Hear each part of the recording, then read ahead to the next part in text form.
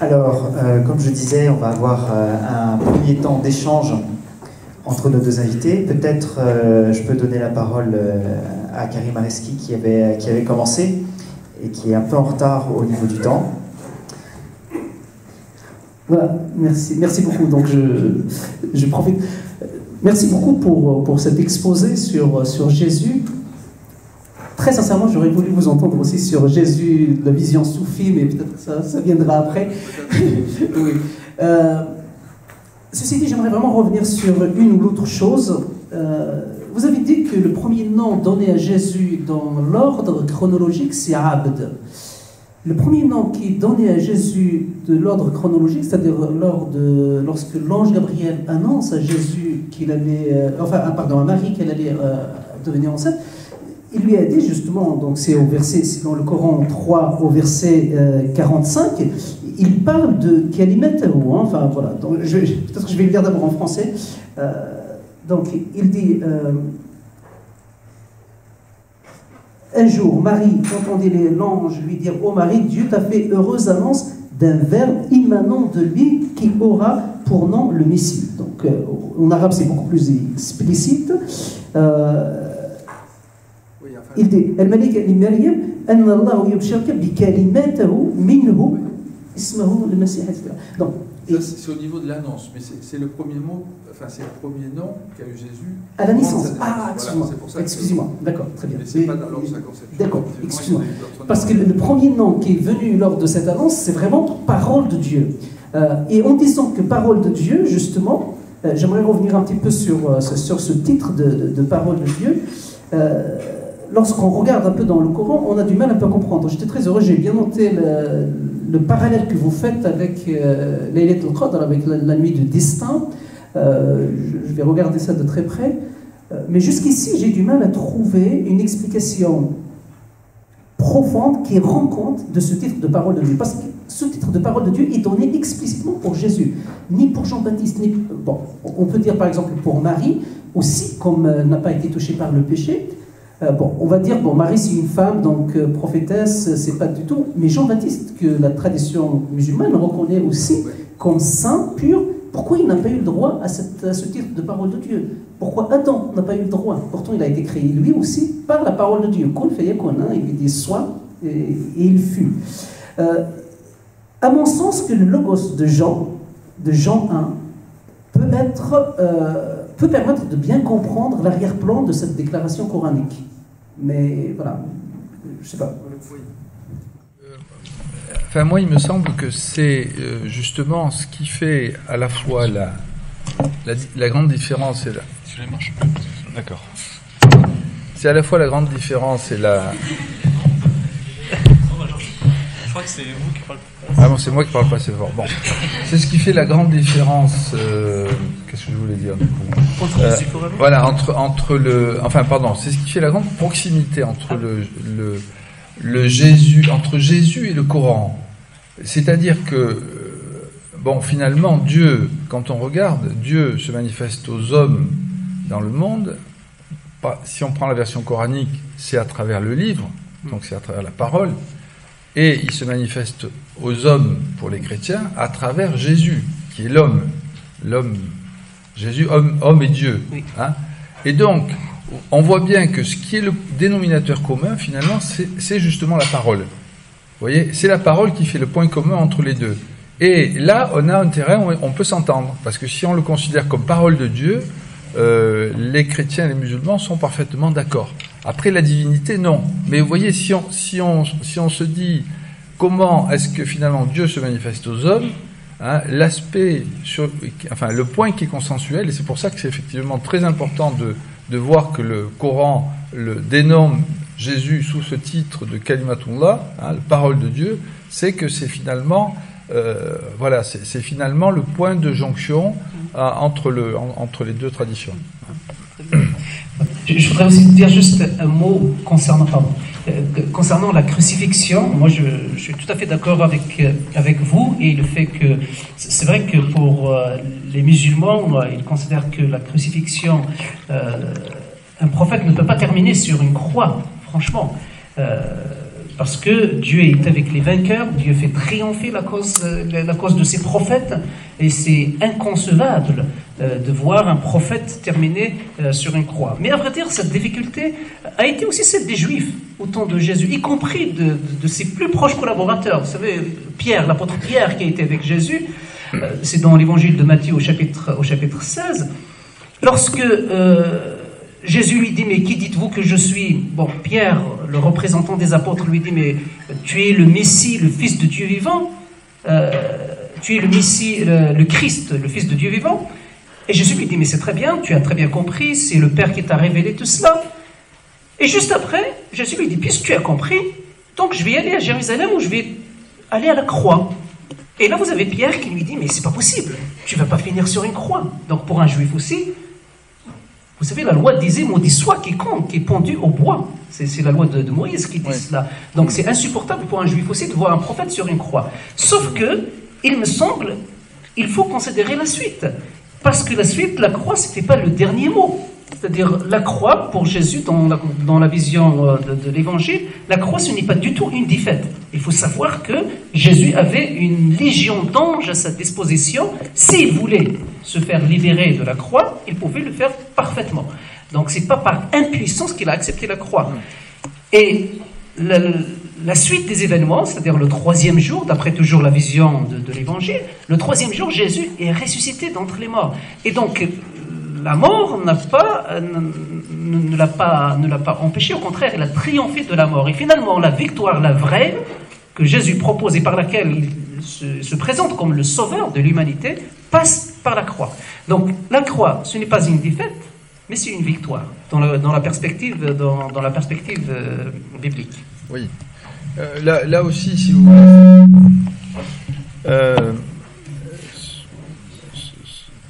si on fait abstraction de l'épisode de la croix, il y a finalement l'étape suivante qui est l'élévation de Dieu. Oui. Et là, l'élévation, elle est mentionnée aussi dans le Coran. Et comme est mentionné le retour, ça aussi c'est important, on l'a pas évoqué, c'est que dans la tradition mystique, là aussi avec Ibn Arabi, considère que Jésus c'est le sceau de la sainteté universelle, hein, parce que il va venir donc à la fin des temps pour livrer bataille à la personne de l'Antéchrist qu'il doit tuer. C'est ce qu'on trouve. On trouve pas ça dans le Coran évidemment, mais on trouve ça dans des traditions. Bon, là aussi c'est compliqué de savoir exactement d'où elles viennent, mais voilà, ça fait partie des choses que l'on trouve. Et donc on a cette séquence, si vous voulez, qui est à peu près commune, qui est l'élévation après la résurrection pour les chrétiens, avant la mort pour l'islam. Et puis la redescente à la fin des temps pour instaurer un règne de justice avant la fin de l'heure. Alors ça aussi c'est quelque chose qui est important, j'ai pas pu en parler, il est considéré comme un signe de l'heure, Jésus. L'heure c'est en fait la fin des temps, le jugement dernier. Et là aussi il y a plusieurs explications qui sont il faudrait avoir un peu plus de temps pour pouvoir en parler, mais enfin c'est aussi intéressant de voir qu'il a cette qualité d'être celui qui a la science de l'heure. Hein. Ilm Sa'a. Alors, allez-y, posez votre question. Je tiens à remercier les deux conférenciers. J'avais deux questions, mais je ne sais pas si peut-être je vais en poser une, si jamais j'ai le temps, je relèverai. Je vous propose de poser les deux questions courtement, et puis comme ça on passera le micro à quelqu'un d'autre après. D'accord, mes deux questions concernent le docteur Areski. Vous avez dit que tout à l'heure dans votre première intervention qu'il était cité que Jésus était Dieu dans les textes bibliques. Oui. Sauf qu'il n'y a aucun verset qui cite de manière claire que Jésus est Dieu, ou même qui dit je suis Dieu ou adorez-moi. Aucun verset dans la Bible. Et j'ajouterais que les seuls versets équivoques ou ambigus se trouvent dans les paroles de Paul, et Paul qui n'a pas vécu au temps de Jésus.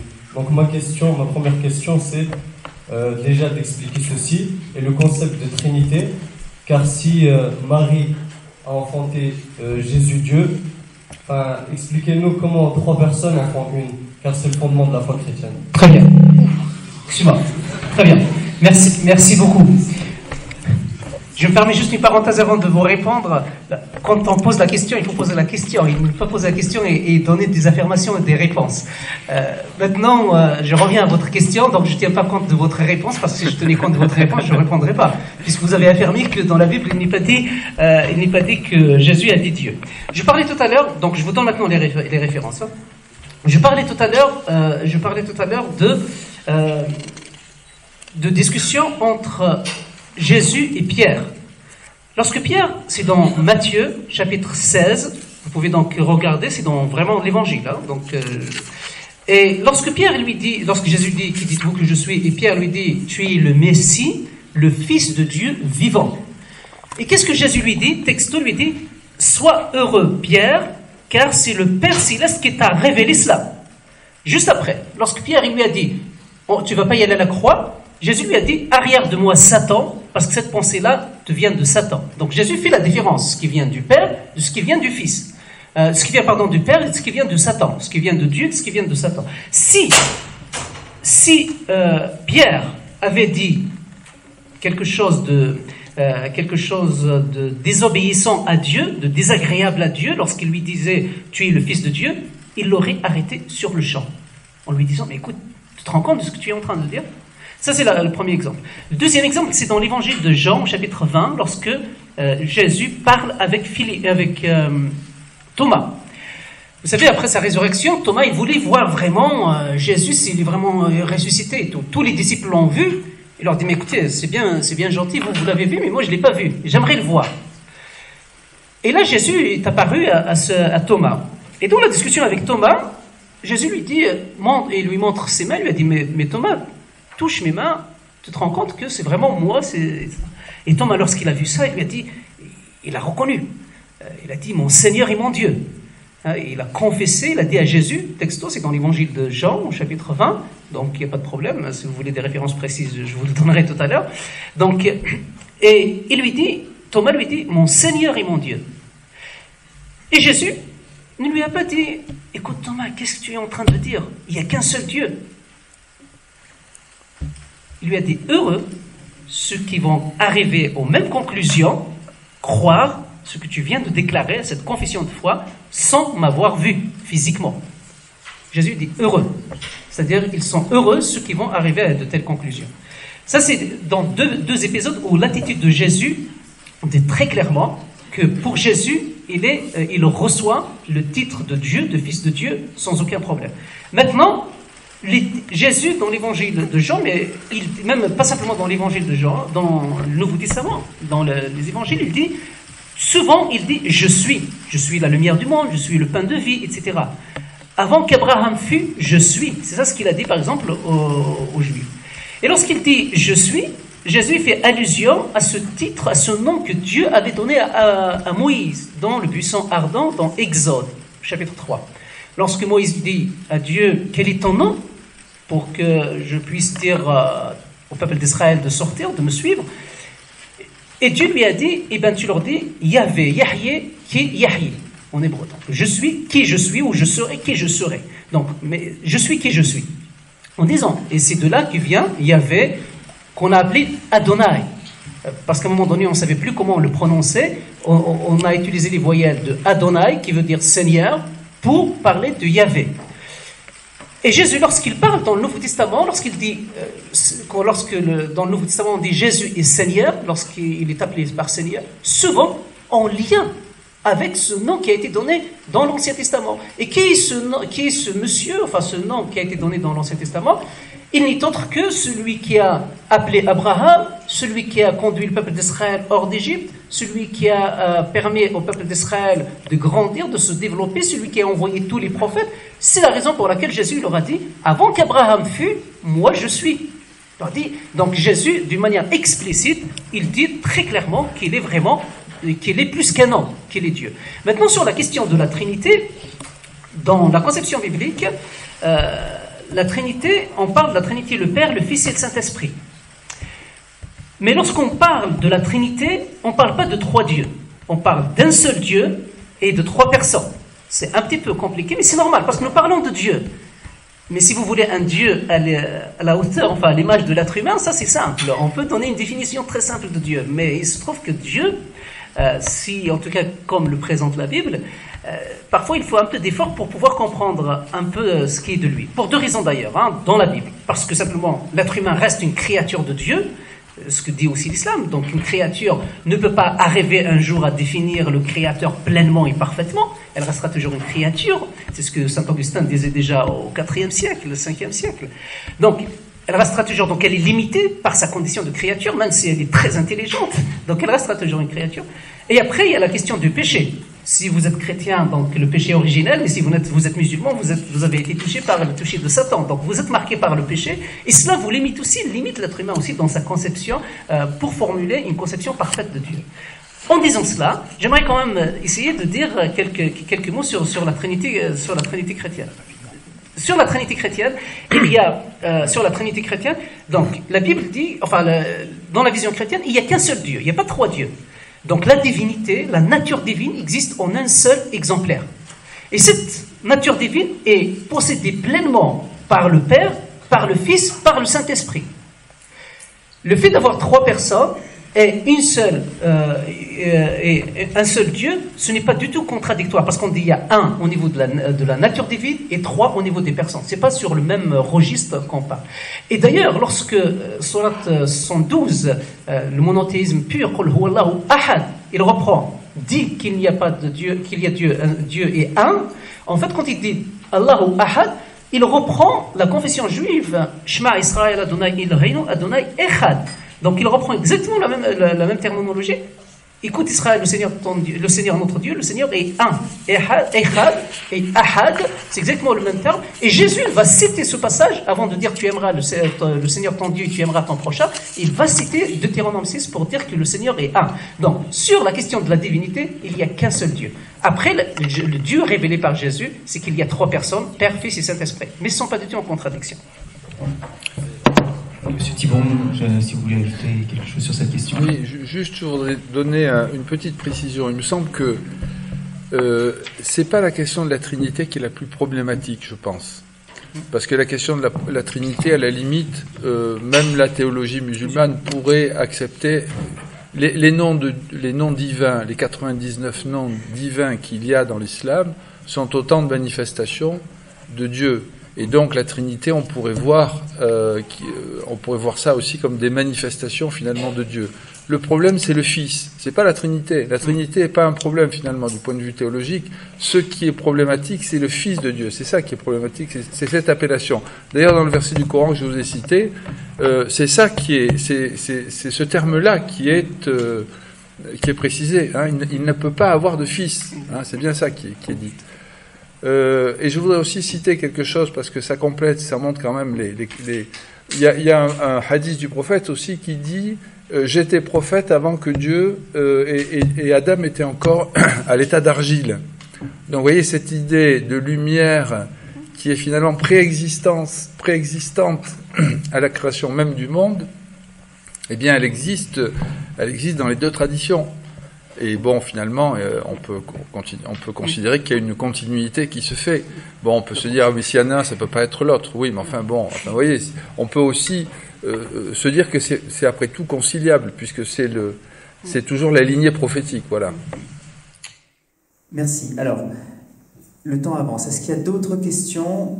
Et j'aimerais vous demander de les faire très rapidement. Voilà. Merci d'être concis, pour que, en étant peut-être de prendre une, voire deux autres questions, mais rapide. Merci pour votre intervention. Ma question, ça sera bref, surtout pour... j'ai des échanges avec mes amis chrétiens, surtout au niveau du dialogue interreligieux. Et la question que je pose, pourquoi ils acceptent que Dieu, si on parle de notre attribut omnipotent, qu'il sera capable de créer un homme à partir de rien, le cas d'Adam, mais ne sera pas capable de créer un homme à partir d'une femme, le cas de Jésus. Donc si vous pouvez m'éclaircir sur cette question. Merci. Alors, Monsieur Areski, oui, très rapidement. Oui. En fait, il y a un passage dans le Coran qui fait un parallèle entre Jésus, la création de Jésus, la venue de Jésus au monde, qu'il est parole de Dieu, Kun fayakun, hein, et avec Adam. Je ne me rappelle pas la référence exacte, mais je pourrais la retrouver. Et je comprends parfaitement. C'est vrai que dans la théologie musulmane, on pourrait se dire, mais pourquoi Adam, on ne l'appelle pas fils de Dieu, alors qu'il a été créé de rien, né homme ni femme, alors que Jésus, on se servait quand même d'une femme, et on l'appelle fils de Dieu. Donc dans ce cas-là, Adam, et la logique voudrait que Adam soit appelé Dieu lui-même, puisqu'il n'y avait ni homme ni femme au début. Sauf que Adam n'a jamais été appelé parole de Dieu. Adam n'a jamais été appelé esprit de Dieu dans le Coran. Adam n'a jamais été appelé le Messie de Dieu. C'est vrai que mon collègue parlait de Messie dans le sens, c'est vrai, dans un sens différent, c'est-à-dire celui qui est loin. Mais le Messie, et je pense même dans le Coran aussi, peut avoir la signification, non seulement soit celui qui est loin, comme n'importe quel prophète, comme tous les prophètes sont loin, mais aussi peut avoir le sens de faire allusion au Messie promis dans l'Ancien Testament. Et ce Messie promis dans l'Ancien Testament, notamment par les prophètes, etc., et c'est un Messie bien spécifique, on parle d'un personnage qui est le Christ. Et le terme Messie dans le Coran revient à 11 reprises, hein, pour parler de Jésus. Donc, moi je vous renvoie un peu la question en vous disant, mais voilà, mais pourquoi Jésus donc porte tous ces titres, pourquoi il se distingue bien plus que, y compris Adam, qui a été créé de rien. Alors, on ne va pas faire de dialogue avec l'auditoire, mais Monsieur Thibault, je ne sais pas si vous voulez réagir aussi à cette question. Écoutez, je suis désolé, mais je n'ai pas entendu la question, donc j'aimerais bien qu'elle soit reformulée éventuellement pour que je puisse répondre. Ma question sur la nature de création de Jésus. Parce que parfois, quand on parle avec nos amis chrétiens, ils acceptent qu'il y a un homme créé à partir de rien, le cas de Adam, oui. Mais ils n'acceptent pas qu'il y a une autre manière de création, Jésus, c'est-à-dire créé à partir d'une femme. Alors qu'il y a le troisième cas, une femme à partir d'un homme, le cas de Ève. Donc, oui, et pourquoi on donne ce statut de Dieu à Jésus alors que Dieu, si on dit que Dieu est l'omnipotent, c'est celui qui est capable de créer de différentes sortes, de différentes formes. Juste une précision, parce qu'il faut vraiment faire attention, on est comme dans une faculté, donc il faut faire attention aux caricatures. Donc les chrétiens ne disent pas, c'est parce que Jésus est né d'une manière extraordinaire qu'il est fils de Dieu, parce que le Coran reconnaît ça pleinement, hein, c'est le premier point de mon exposé. Et là, franchement, on est sur la même longueur d'onde, hein, donc c'est pas ça qui fait de Jésus qu'il soit appelé fils de Dieu. Ça, il faut vraiment bien le saisir. Je ne sais pas avec quel ami vous discutez au niveau chrétien, mais ce n'est pas ça qui fonde l'argument que Jésus soit fils de Dieu. Il y a d'autres arguments. Je vous ai parlé de Jean 1, de prologue, je vous ai parlé, il y a Colossiens 1, etc. Il y a d'autres textes qui fondent. Et là, ça va bien au-delà de l'incarnation. Parce que ce dont on parle, c'est vraiment l'incarnation avec la venue de Jésus. Oui, il y a aussi dans le Coran des choses qui... Bon, enfin dans le Coran ou dans la tradition, où on dit que Adam il a été façonné des deux mains d'Allah. Vous voyez ? Donc ça aussi c'est quelque chose qui montre. Alors évidemment ce qui est différent, si vous voulez, dans la conception de Jésus, c'est par l'esprit, puisqu'on dit qu'il a insufflé de son esprit. Tandis que Adam il n'a pas la même, il n'est pas créé de cette manière-là, il est créé simplement par le fiat, le kun. Fayakun, hein, c'est-à-dire il suffit, voilà, la volonté divine suffit pour que la chose existe. Tandis que là, dans la création de Jésus, il y a la médiation en quelque sorte du ruh, de l'esprit. Et cette médiation, elle a un réceptacle qui est effectivement Marie. Hein. Excuse pour l'interruption, mais dans le Coran, c'est ruh. Concernant Adam, je m'excuse pour l'interruption, même pour Adam, فإذا سويته ونفخت فيه من روحي. Oui, dans le chapitre de l'Hijr, il affirme Allah subhanahu wa ta'ala le souffle de Ruh aussi. Oui, parce qu'il a façonné de ses mains et ensuite il a soufflé l'esprit. Vous avez raison, c'est moi qui... Mais je pense juste sur ce point, mais je pense la reprise, vous avez peut-être raison, parce que la reprise dans le texte de Genèse par exemple, il ne parle pas de Ruh, mais il parle de Nafash Hayat, c'est-à-dire Nafas. Nafas, c'est l'âme, hein, est devenue l'âme vivante et non pas esprit vivant. Bon, c'est vrai que dans le Coran...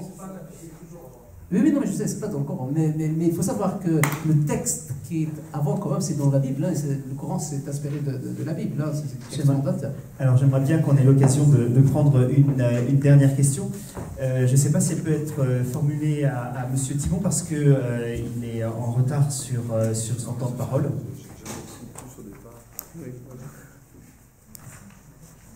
Nous écoutons.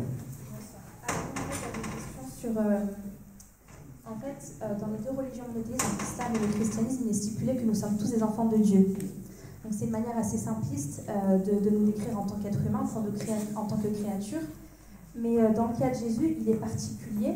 Donc moi, en fait, je vous demande, selon vous, est-ce que c'est un enfant engendré par Dieu, ce qui fait toute la différence et ce qui fait justement le point de discordance entre le Jésus de l'islam et le Jésus du christianisme?